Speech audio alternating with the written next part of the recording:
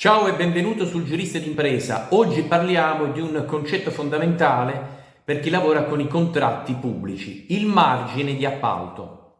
Che cos'è? Come si calcola? E soprattutto come evitare gli errori più comuni che possono compromettere la redditività del tuo contratto di appalto? Lo vediamo subito, in modo chiaro e pratico. Cos'è il margine di appalto? Quando partecipi ad una gara pubblica, una delle cose più importanti da tenere sotto controllo è che tu sia un'impresa edile, un impiantista o un'azienda di servizi, è proprio la differenza tra quanto ti paga la stazione appaltante e quanto costa a te l'opera o il servizio che devi andare a rendere allo Stato. Questo, in una parola, è proprio il margine di appalto. Potremmo dire con una formuletta semplice che però approfondiremo dopo che il margine di appalto è uguale ai ricavi dell'appalto meno i costi complessivi. Quindi i ricavi dell'appalto meno costi complessivi ci danno il margine operativo. Il margine operativo detto anche margine di appalto. Questo margine d'appalto è la base della sostenibilità economica del tuo contratto di appalto.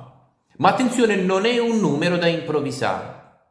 Se lo sottostimi, rischi praticamente di lavorare in perdita e di rimetterci. Se lo sovrastimi, invece, rischi di fare un'offerta troppo alta che fuori mercato non verrà accettata e perderai la gara di appalto. Come calcolarlo in modo corretto? Vediamo come si calcola passo dopo passo. Allora, innanzitutto, ricavi dell'appalto. Abbiamo visto nella nostra formula che bisogna sottrarre dai ricavi dell'appalto tutti i costi complessivi, che poi vedremo dopo. Quindi il primo importo da prendere in considerazione sono i ricavi dell'appalto e l'importo netto offerto in gara. Al netto dell'IVA, ad esempio, se offri 100.000 euro più IVA, il ricavo su cui calcolare il margine sarà appunto 100.000 euro. Passiamo adesso ai costi complessivi. In particolare, potremmo dire che i costi chiavi sono essenzialmente tre. Cominciamo con i costi diretti.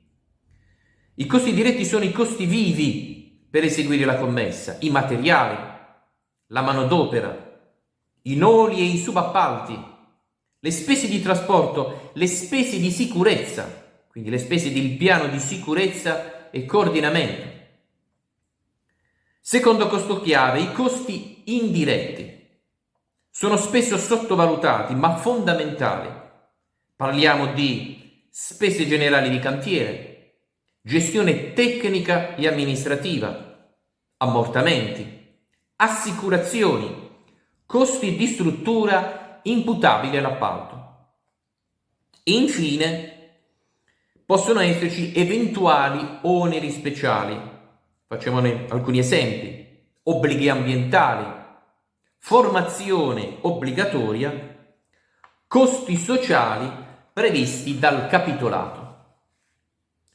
A questo punto potremo ritornare sulla nostra formula e quindi dire che il margine di appalto, margine operativo, è dato dalla differenza tra ricavi meno tutti i costi complessivi, nella specie costi diretti, costi indiretti ed oneri. Volendo fare un esempio concreto, scolastico, molto semplice, se abbiamo un ricavo netto di euro 100.000 e i costi totali tra diretti, indiretti ed oneri sono 87.000, avremo un margine d'appalto di 13.000 euro, che corrisponde al 13%, un margine considerato buono nel settore, se ben pianificato, ammesso ovviamente che si vinca. Gli errori da evitare. Qui si gioca la partita vera. Ecco 3 errori tipici che vedo commettere dagli imprenditori che seguo. Il primo è quello di dimenticare i costi indiretti. Molti imprenditori si soffermano sui costi immediatamente visibili, che sono praticamente i costi diretti, cioè i costi delle materie prime, della manodopera, ma non si soffermano, gli sfuggono invece i costi nascosti, che sono i costi indiretti, che sono poi quelli che erodono il tuo margine e non ti fanno avanzare nulla. Secondo errore tipico è quello di non considerare gli imprevisti, ritardi in cantiere, aumento del costo di una materia prima, ad esempio l'acciaio, un subappaltatore che ti fa saltare i tempi. Ecco, tutte queste variabili andrebbero considerate in sede di elaborazione della tua offerta con un margine di sicurezza. Terzo errore, quello di calcolare il tuo margine con una percentuale fissa per ogni gara d'appalto. Ogni gara è diversa. Calcolare il tuo margine con un 10 o 15% standard senza analizzare i costi specifici, come abbiamo fatto noi adesso, è un approccio pericoloso. Strumenti utili. Per aiutare le imprese uso un foglio di calcolo personalizzato che permette di simulare il margine d'appalto in diversi scenari. Consiglio anche a te di utilizzare uno strumento simile che sia facilmente aggiornabile, compatibile con il tuo sistema contabile ed utilizzabile da chi opera direttamente in cantiere.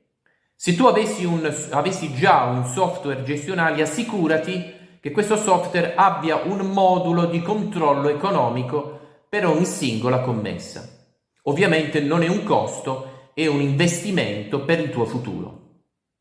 Ricapitolando, il margine d'appalto è il cuore della redditività del contratto, del tuo contratto di appalto. Va calcolato con precisione, tenendo conto di tutti i costi. Evita gli errori comuni e usa strumenti concreti di controllo. Se hai dubbi su un appalto che stai gestendo attualmente o vuoi migliorare la redditività di una tua commessa, scrivimi una mail all'indirizzo indicato nella descrizione di questo video, mail che poi è indicata anche nelle informazioni del mio canale. Ciao e alla prossima!